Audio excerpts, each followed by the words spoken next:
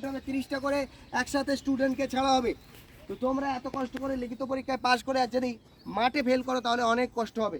তো সেই জন্য দৌড়তে হবে আর্মির মতো।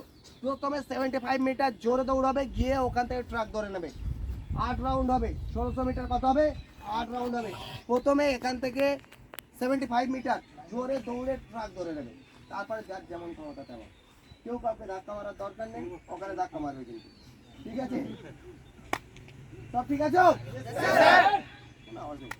সব ঠিক হোক? Okay, ready?